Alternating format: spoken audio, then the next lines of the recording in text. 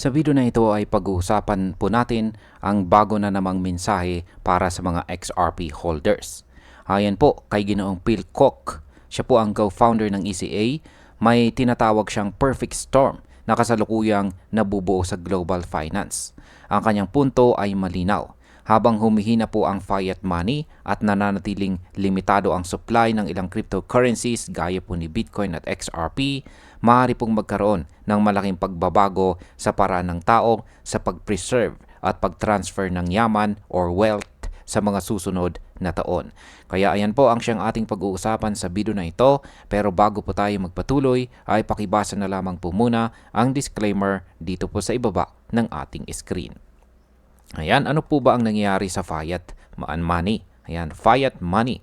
Sa loob po ng ilang dekada, ang fiat currencies tulad po ng US dollar, euro at pound ay naging matibay na store of value. Pero sa pagdaan po ng panahon, naapektuhan ito ng inflation. Kahit bumaba na ang inflation mula sa matataas na antas noong taong 2022, nananatili pa rin itong mas mataas kaysa sa target ng mga central banks. Ayon po sa IMF at saka World Bank, malaki pa rin ang panganib na magpatuloy ang problema sa inflation. Kapag patuloy po na humihina ang purchasing power ng fiat, nababawasan po ang tiwala ng mga tao na mag-imbak or magtago ng pera sa ganitong paraan. Dito pumapasok ang interes ng publiko sa mga cryptocurrencies na hindi po madaling maapektuhan ng inflation. Kaya sa market impact, habang humihina po ang fiat, mas maraming investors ang maaring lumipat sa mga crypto assets. Ito po ay posibleng magtulak pataas sa presyo ni XRP kung makikita po siya bilang mas ligtas na alternative. Ngayon ay bakit po ba mahalaga ang scarcity ng cryptocurrencies? Ipinaliwanag po dito ni Ginoong Koch ng scarcity o kakulangan ng supply ang siyang nagbibigay halaga sa ilang assets. Si Bitcoin ay may fixed supply na 21 million coins. Si XRP naman ay may fixed supply na 100 billion tokens. Ibig pong sabihin, hindi po basta-basta madadagdagan ang kanilang bilang. Kumpara po sa fiat money na pwedeng i-expand ng mga central banks kung kailan po nila gusto. May isa pang user sa X na nagtanong kung hindi ba pwedeng maulit sa crypto ang nangyayari sa fiat dahil marami namang bagong tokens ang lumalabas. Ang simpleng sagot po ni Ginoong Koch ay fixed supply unlike fiat. Ito po ang malinaw na pagkakaiba. Kaya sa market impact, ang scarcity ay nakakadagdag sa perceived value ng crypto. Kung tataas po ang demand habang limitado ang supply, natural po na tataas din ang presyo sa market. Paano naman ang skepticism sa crypto space? Tama rin po ang punto ng mga kritiko.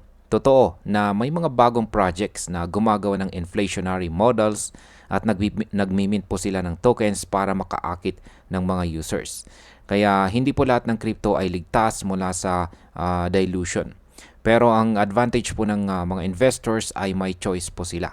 Nakikita ng market kung aling mga projects ang may fixed supply at saka utility at dito po sila mas madalas naglalagay ng pera. Kaya sa market impact, kung magpapatuloy po ang trend na mas pinapaboran ang scarce at may malinaw na gamit na cryptocurrencies, lalo pong lalakas ang posisyon ng XRP sa market. Ano naman po ang ibig sabihin nito para kay XRP? Para po sa mga XRP holders, ang sinabi po ni Koch, ni Ginoong Koch, na perfect storm ay may malaking kahulugan. Una, tapos na po ang legal battle ng Ripple laban po sa SEC noong August 2025. Kaya mas malinaw na ang regulasyon para kay XRP. Pangalawa ay mayroon po siyang utility sa cross-border payments at liquidity solutions. Hindi lang po siya scarce asset, kundi may practical function din sa financial system. Kaya sa market impact, kung mas maraming institutional investors ang mag-shift mula fiat papunta sa scarce digital assets, si XRP po ay maaring makinabang ng husto at makakita ng malaking pag-akyat sa presyo. Ngayon ay ano naman ang ibig sabihin ng brewing perfect storm? Ayon po kay Ginoong Koch, dumarami ang ebidensya na humihina po ang fiat money at sabay nito ay pinatutunayan ng mga cryptocurrencies na may fixed supply ang kanilang tibay sa panahon ng uncertainty. Kapag mas marami pong tao ang tumatanggap sa dalawang katotohanan ito, maaari pong magkaroon ng mabilis na pagpasok ng kapital sa mga assets tulad ni XRP. Kung magre-resulta ba ito sa isang fundamental reshaping ng global finance, ay nakadepende po sa bilis ng pagtugon ng mga institution, regulators at pati na rin ng mga individual na investors. Yan, bilang panghuli, malinaw po ang mensahe ni Ginoong Phil Kwok dito. Isang perfect storm ang nabubuo at si XRP ay nasa gitna nito. Sa isang mundo kung saan humihina po ang fiat money at hinahanap ng mga tao ang tunay na store of value, ang mga scarce cryptocurrencies tulad po ng XRP ay may napakalaking potensyal.